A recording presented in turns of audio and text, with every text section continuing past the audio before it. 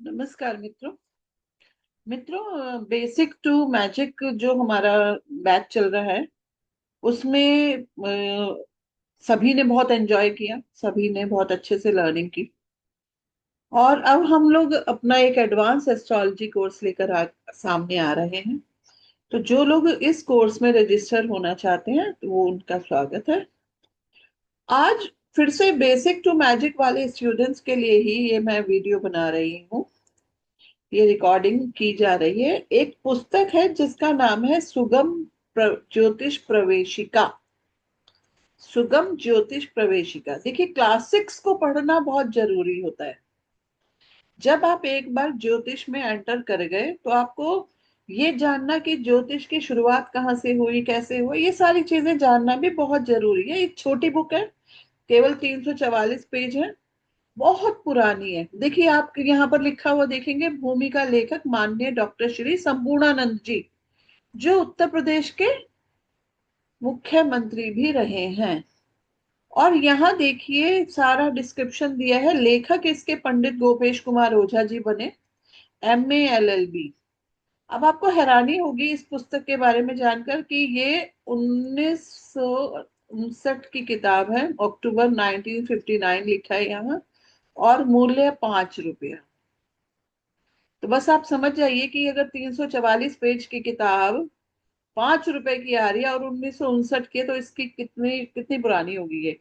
लेकिन ये बहुत महत्वपूर्ण किताब है किन लोगों के लिए जो ज्योतिष को स्टार्ट करते हैं।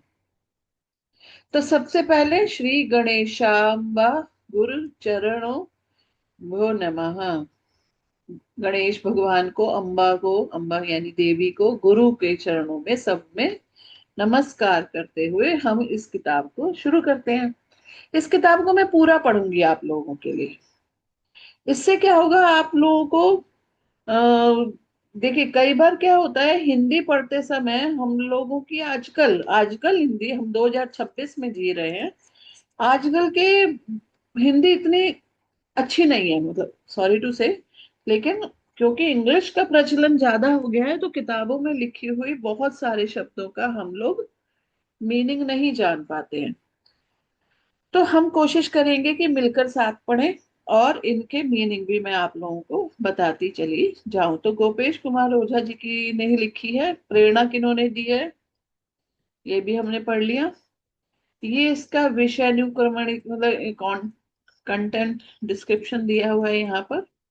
हम लोग डायरेक्ट चैप्टर पे आ जाते हैं। तो पहला इन्होंने प्रथम भाग दिया है, सुगम ज्योतिष प्रवेशिका। पहला प्रकरण, प्रथम भाग, जातक विचार। यहाँ पर आकाश का परिचय दिया है। अब जितने भी प्लैनेट्स हैं सब आकाश में ही तो घूम रहे हैं। मैंने इसे जूम किया है, आप लोग भी इसको साथ साथ पढ़ते चले जाएंगे। ज्योति या ज्योतिष का अर्थ है प्रकाश, तेज पुंज, चमकीली वस्तु या पदार्थ। आकाश अनेक तेज पुंजों से प्रकाशमान है।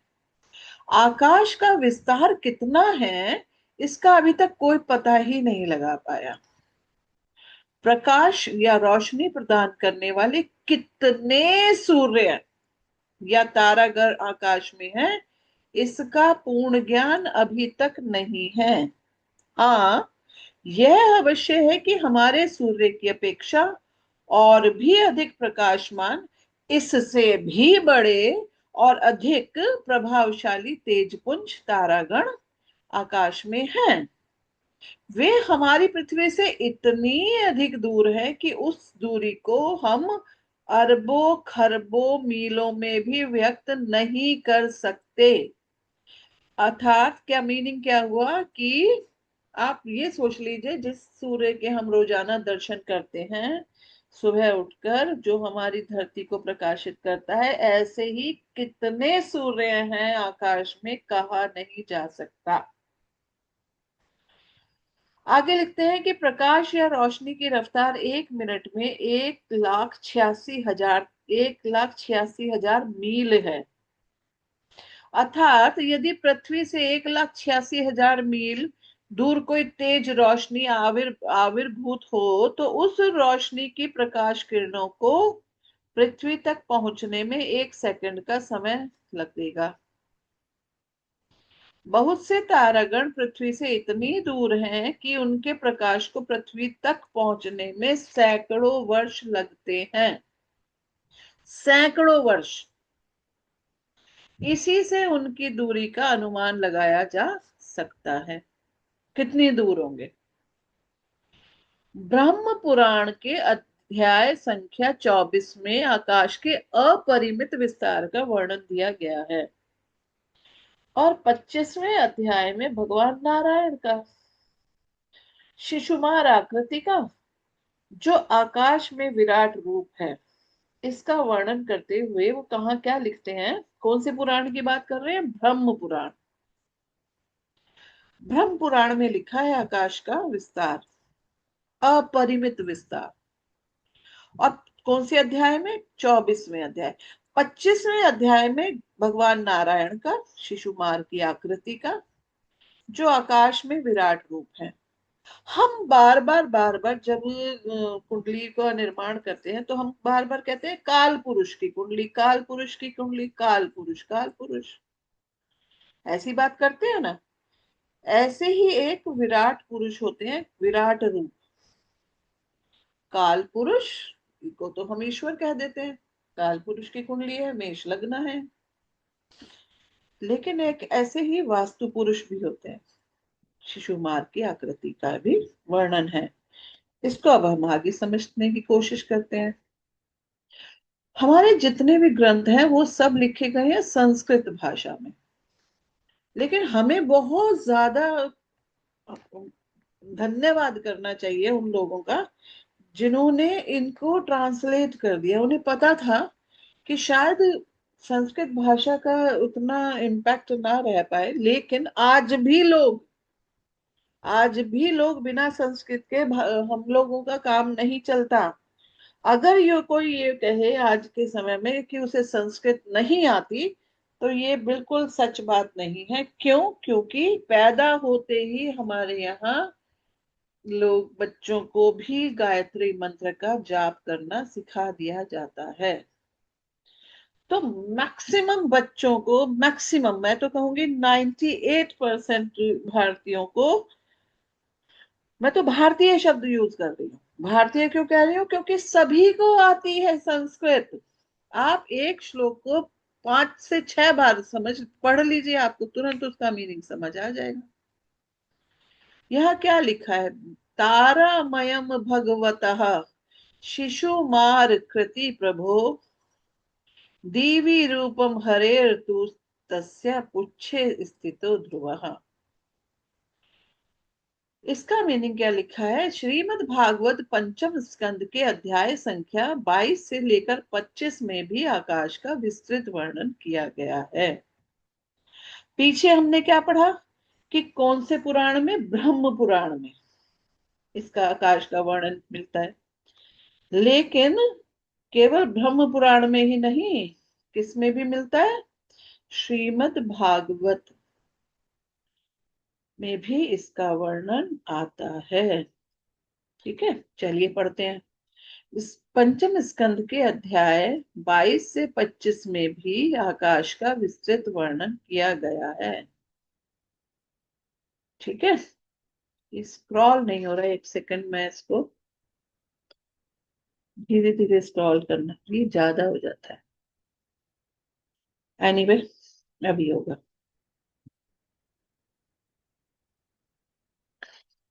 Just a minute.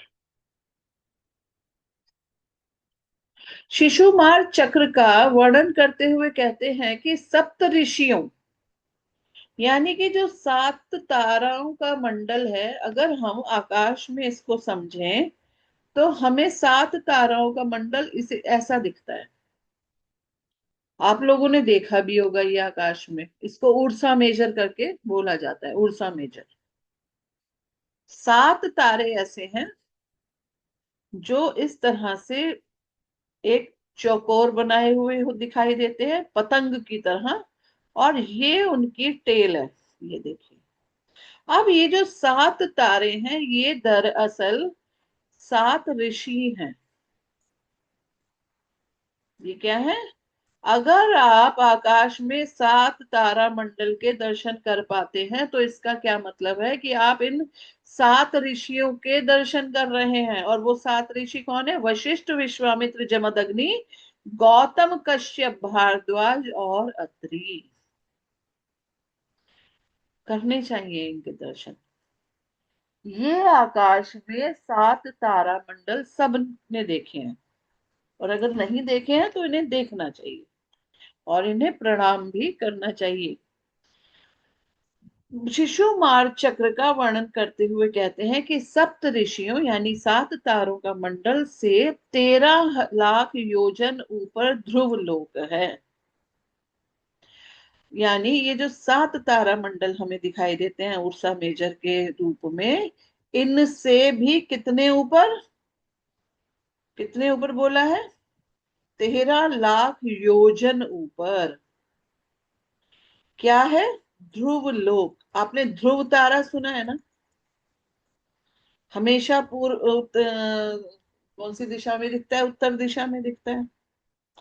अगर हम इसको पिक्चर में दिखाएं तो ये देखिए, ये आपका 7 तारा मंडल हो गया। ये इससे जो क्रतु तारा है उससे सीधा आप देखेंगे ऊपर की तरफ, नॉर्थ की तरफ, तो यहां पर आपको पोलरिस, पोलरिस यानी ध्रुव तारा दिखाई देगा। ठीक है, आगे पढ़ते हैं। काल द्वारा जो ग्रह, नक्षत्र आदि ज्योतिर्गण निरंतर घुमाए जाते हैं।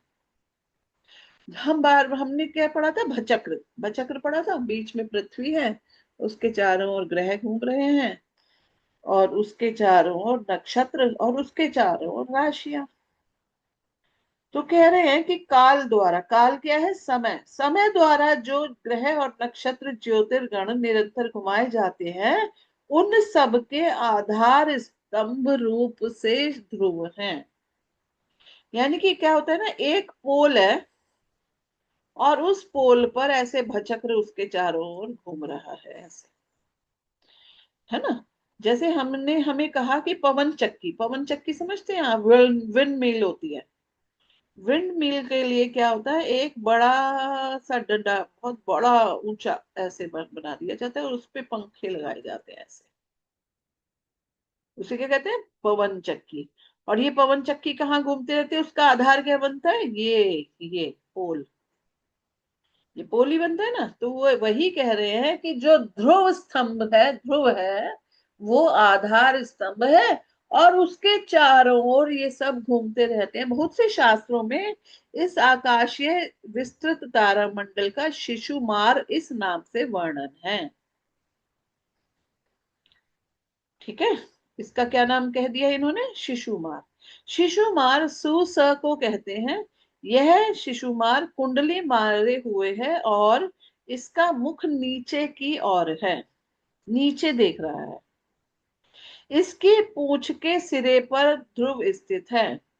आप इमेजिन कर लीजिए, जैसे एक बंदर को की पूंछ पकड़ ली है किसी ने, और वो उसकी चेहरा, और उसको सिर से ऊपर ऐसे उठा के ऊपर की तरफ कर दिया, उसका चेहरा नीचे है, और वो कुंडली मारे, कुंडली मतलब लौथी मार लेते हैं ना।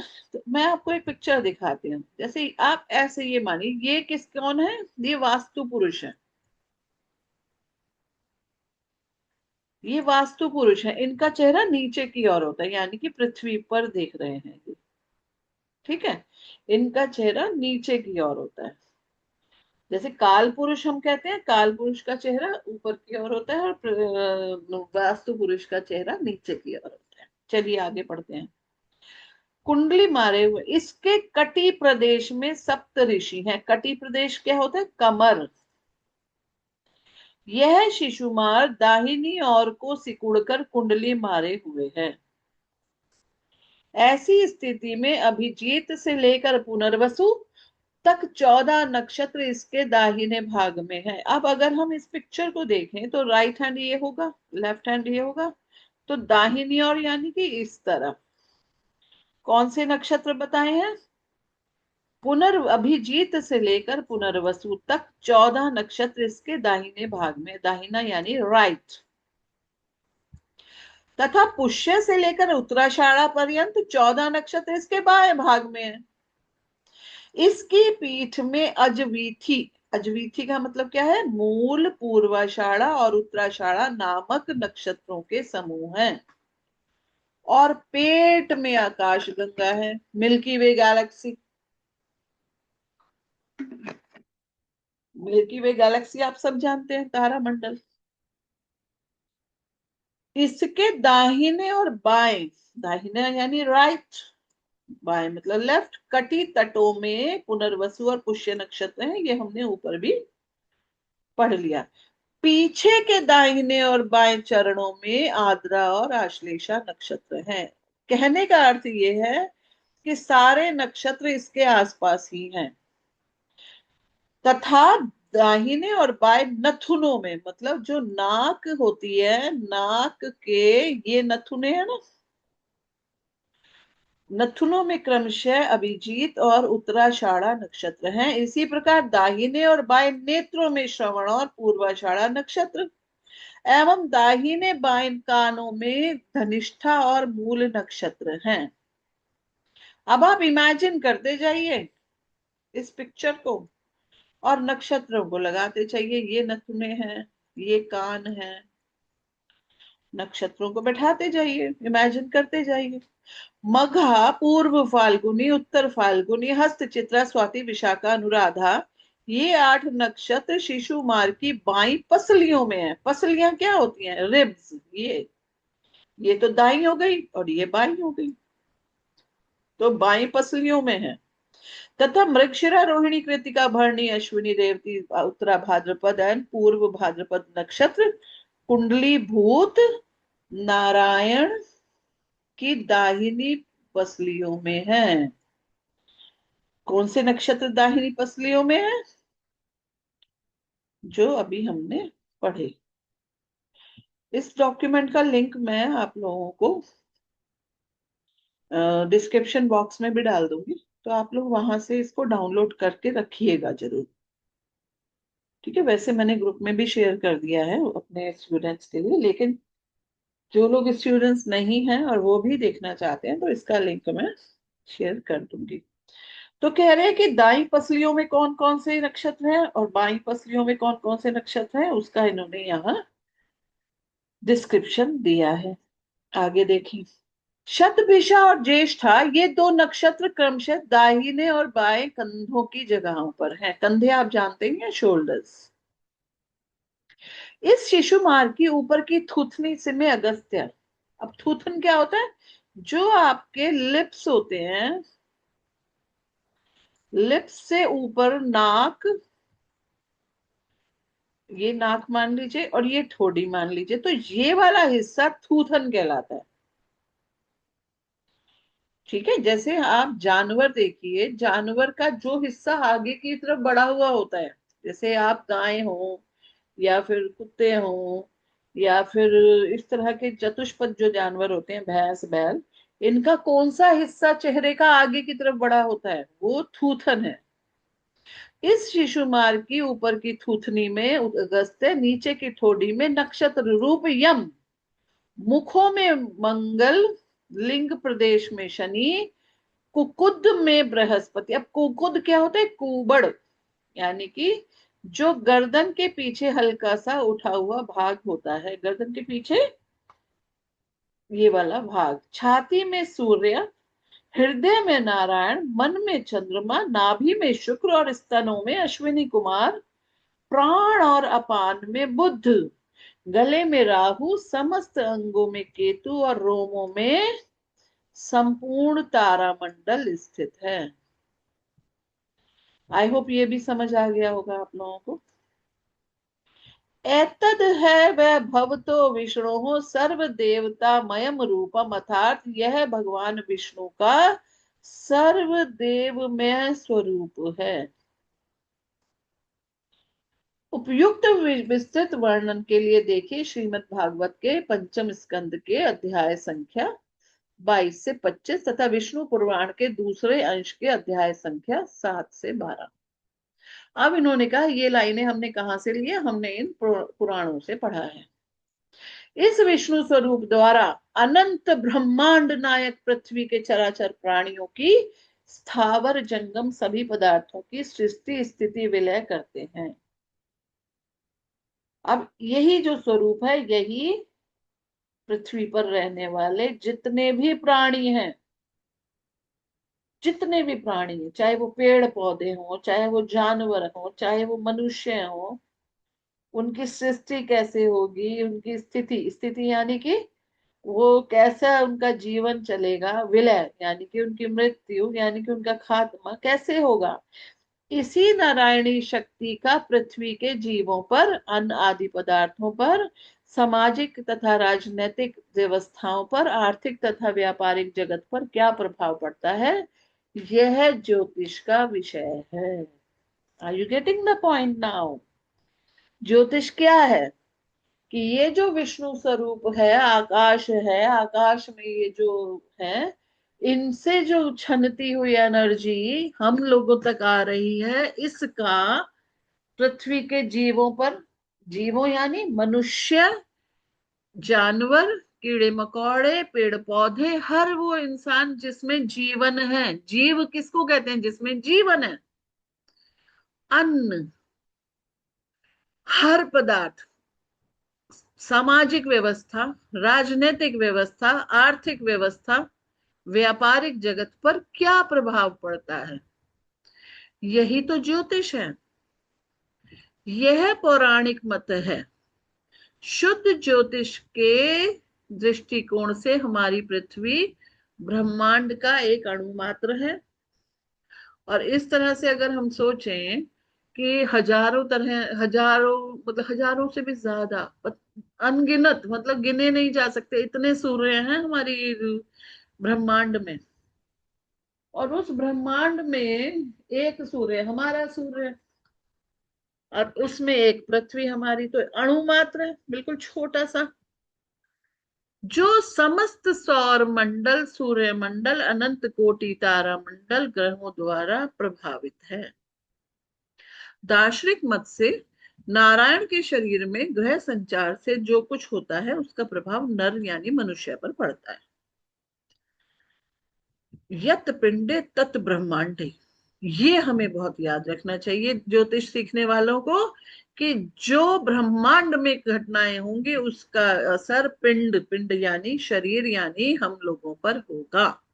यह दर्शन का सुपरिचित और सुप्रसिद्ध सिद्धांत है, जिसके व्याख्यान की कोई आवश्यकता ही नहीं है। अर्थात जो कुछ इस पिंड में है यानी शरीर में है, वही ब्रह्मांड में है। इसी बात को समझाने के लिए यशोदा मैया को श्री कृष्ण ने मुंह खोलकर ब्रह्मांड के दर्शन कराए थे। ब्रह्मांड बड़े पैमाने पर शरीर पिंड है।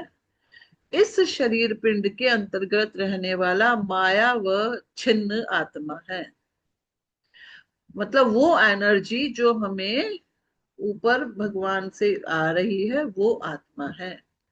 अखिल ब्रह्मांड की केंद्रीय चित्त शक्ति परमात्मा है, और उस एनर्जी को समझ पाना, जो चित्त शक्ति, उसकी उस चेतना की, चेतन, चित्त क्या होता है, चेतना, जो चेतना देता है, वो चित्त शक्ति ही परमात्मा है। जीवो ब्रह्मैव ना परः, जो जीव है वही ब्रह्म है। जीवो ब्रह्मैव ना परः, यह वेदांत सिद्धांत विदित ही है। जिस तरह उपर्युक्त वर्णित तारा में विष्णु का विराट शरीर कोटि कोटि ब्रह्मांड के विराटतम विष्णु परिणाम के मुकाबले में एक अणु मात्र है, छोटा सा तिनका जैसा है, उसी प्रकार शिशुमार रूपी विष्णु शरीर के मुकाबले में मनुष्य का शरीर भी एक अणु मात्र है। किंतु नारायण का अंश होने से नर में सब कुछ है, जो नारायण में है वह नर में है। ठीक है, नारायण मतलब जो, जिस हम शिशुमार की बात कर रहे हैं, जो विराटतम स्वरूप लिए हुए आकाश से हमें देख रहा है, तो नारायण और नर, ठीक है, तो मनुष्य भी क्या है, एक अणु मात्र है, लेकिन वो किसकी तरह है, बिल्कुल नारायण की तरह है। ये सभी को विदित है कि सूर्य और पृथ्वी के संबंध से ऋतु परिवर्तन होता है। कभी ग्रीष्म, कभी वर्षा, कभी जाड़ा, ये सब ऋतुएं बनती हैं। और ये कैसे बनती है, सूर्य और पृथ्वी की भिन्न भिन्न परिस्थितियों के कारण बनती है। कभी वर्षा ना हो, कभी उपज ना हो, कभी अन्न ना हो, तो प्राणधारी नष्ट हो जाएंगे। जो कुछ भी खाया जाए उसे अन्न कहते हैं। इस विस्तृत निस्सीम आकाश में पृथ्वी की कोई गणना ही नहीं है। एक नारगी की अपेक्षा जितनी बड़ी पृथ्वी है, नारगी ये नारंगी होगा, की अपेक्षा जितनी बड़ी पृथ्वी है, पृथ्वी की अपेक्षा उतना बड़ा सूर्य है। इससे अनुमान हो सकता है कि सूर्य कितना बड़ा है ना, सूर्य कितना बड़ा है। सूर्य और पृथ्वी के पोजीशन से ही क्या होता है, ऋतुओं का, ऋतु यानी कि सीजन, सीजन चेंज होते हैं। भचक्र आप जानते ही हैं, भचक्र क्या होता है, जॉडियक, जॉडियक यानी कि राशि भचक्र। भ चक्र, भ मतलब जॉडियक। यह एक संशय होना स्वाभाविक है कि जब इस विराट विराट आकाश में अनंत कोटि तारा गण है, तो भारतीय ज्योतिष ने अपने गणित फलित आदि में 27 नक्षत्र और 9 ग्रहों की ही को ही क्यों प्रधानता दी है। इसका कारण यह है कि आकाश में एक प्राय गोल, कुछ लंबोत्तरा मार्ग है, गोल मार्ग है। इस मार्ग में पृथ्वी निरंतर चक्कर लगाया करती है। और आकाश में कोई सड़क नहीं है, ना ही कोई मील के पत्थर लगे हुए हैं। तब यह मालूम कैसे पड़े कि पृथ्वी कितना चल चुकी है और कब कहाँ है ना। ऐसा थोड़ी है कि हमें यहाँ से, सपोज हम दिल्ली में रहते हैं और दिल्ली से हमें हैदराबाद जाना है, तो हम रास्ते से, सड़क बनी हुई है, सड़क पे चल चल के जा सकते हैं, या फिर आकाश के रास्ते से जा सकते हैं।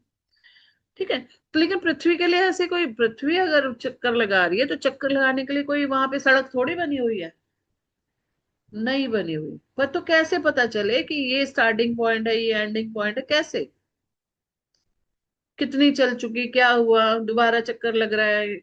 तो इस समस्या को हल करने के लिए जिस मार्ग पर पृथ्वी घूमती है, उस पर या उसके आसपास स्थित नक्षत्रों में 27 नक्षत्रों को चुन लिया गया है, क्योंकि ये स्थिर नक्षत्र हैं।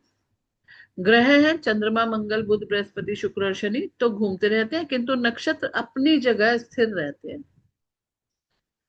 बात समझे, क्योंकि नक्षत्र जो है वो स्थिर है, ये घूमते नहीं है।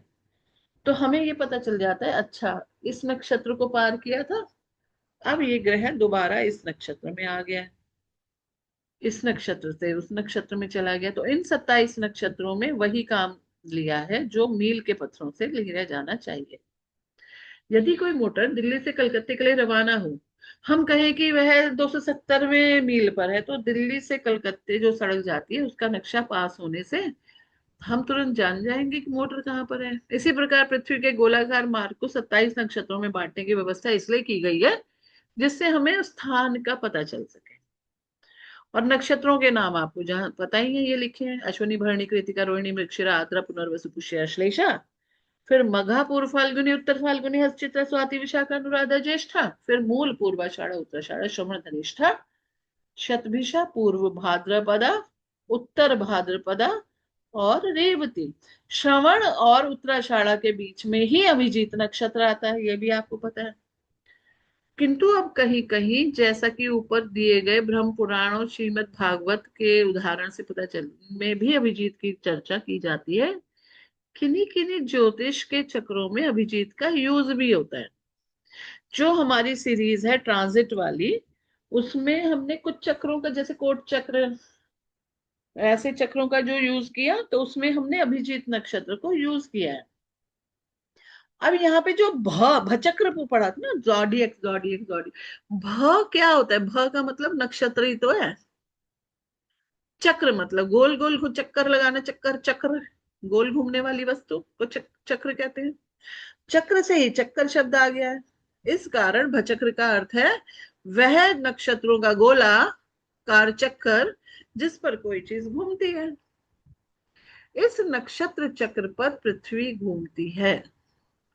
वर्ष के आरंभ में पृथ्वी अश्विनी नक्षत्र के प्रारंभिक बिंदु पर रहती है, उसके बाद भरणी, फिर कृत्तिका, ऐसे ऐसे ऐसे ऐसे चलते चलते वर्ष के अंत में अश्विनी पे फिर से आ जाती है।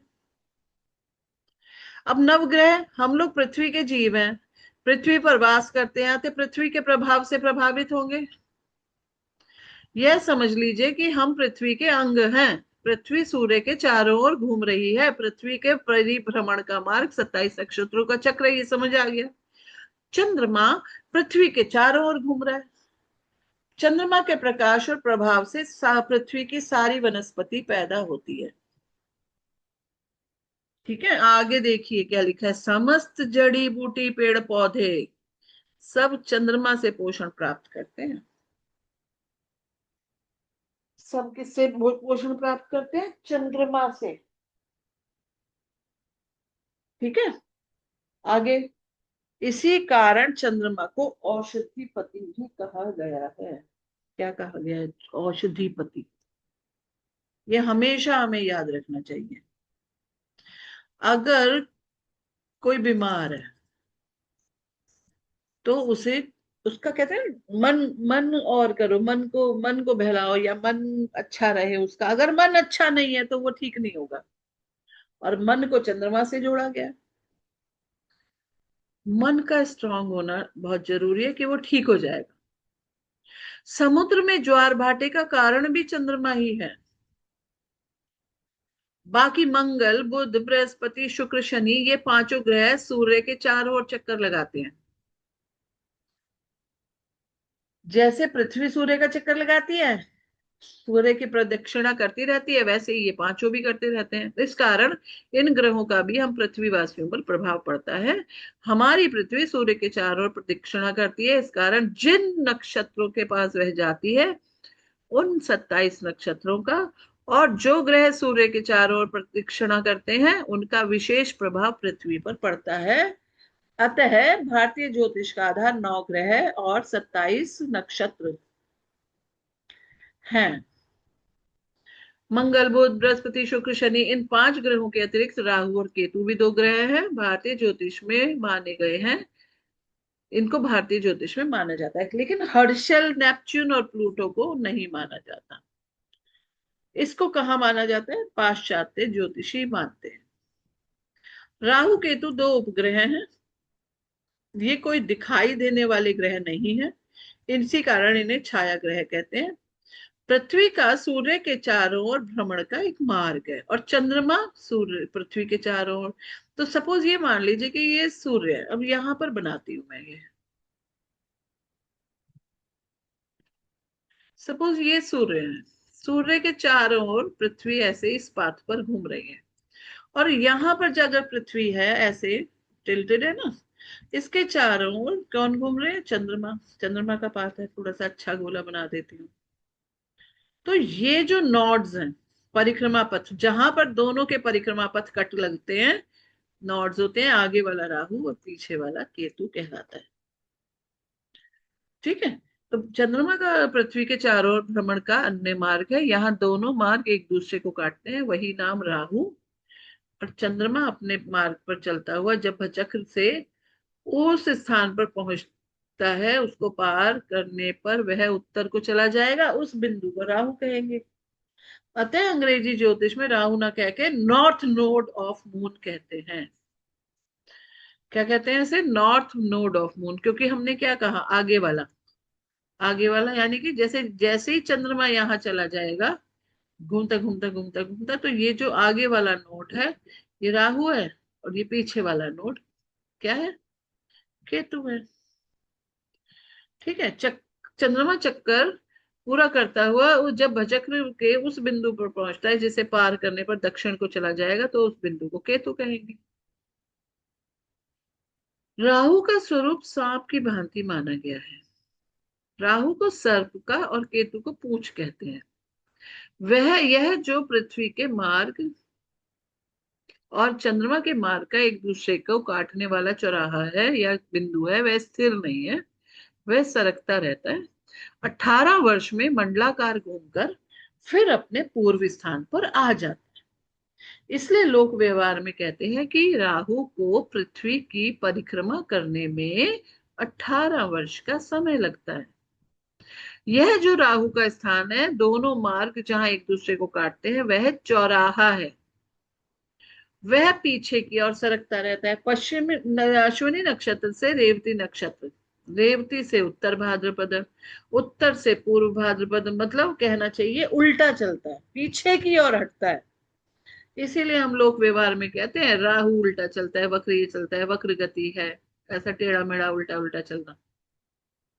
सूर्य चंद्रमा दे दीप्यमान ग्रह है, चमकते हैं। राहु केतु कल्पित है, क्योंकि केवल बिंदु है, इनके पास लाइट तो है नहीं, इसलिए दिखाई नहीं देते, इसलिए छाया ग्रह है। सूर्य चंद्रमा सफेद सदैव आगे की ओर अश्विनी से भरणी कृतिका, फिर आगे आगे आगे आगे चलते हैं। इस कारण से इन सूर्य और चंद्रमा आदि आदि ग्रहों को देवता कहा गया है। देवता मतलब दिव, दिव मतलब चमकना। तथा इनसे विरुद्ध धर्म वाले गुण स्वभाव वाले राहु केतु को असुर कहा गया है। यही पौराणिक कथाओं का आधार है। ठीक है। तो सूर्य चंद्रमा मंगल बुध बृहस्पति शुक्र व शनि आकाश में किस स्थान पर है, ये पंचांगों में दिया गया होता है। पंचांग पढ़ना बहुत जरूरी है। जब जन्म कुंडली, वर्ष कुंडली, प्रश्न कुंडली बनानी हो, तब अभिष्ट समय में कौन सा ग्रह है, कौन से नक्षत्र में है, कौन सी राशि में है, ये सब देखना बहुत जरूरी है। कुंडली बनाना, लगन, ग्रह स्पष्ट, भाव स्पष्ट करना, ये सब आगे बतलाया गया है। लेकिन हम अपने बेसिक कोर्स में इनके इनको बनाना बनाना नहीं सीख रहे, क्योंकि आजकल सॉफ्टवेयर आ गए हैं, तो हमें ये सब कैलकुलेटेड मिल जाता है। ठीक है। आशा है आप लोगों को जो हमने बेसिक पढ़ा था उसका ये फिर से एक्चुअली रिवीजन करना बहुत ज्यादा जरूरी है। सबसे महत्वपूर्ण है आप रिवीजन करते रहिए। अगर आप ज्योतिष में बार बार एक ही चीज को अलग अलग ढंग से पढ़ेंगे, अलग अलग किताबों में, तो आपको बहुत बहुत ज्ञान की प्राप्ति होगी, अलग चीजें दिखेंगी। जैसे अभी आपको पता चला चंद्रमा औषधिपति है ना, तो ये चीज जानना है। अगर आप लोग हमारा एडवांस एस्ट्रोलॉजी कोर्स ज्वाइन करने चाहते हैं, तो आप दिए गए नंबर पे कांटेक्ट कर सकते हैं। आज के लिए इतना ही। धन्यवाद।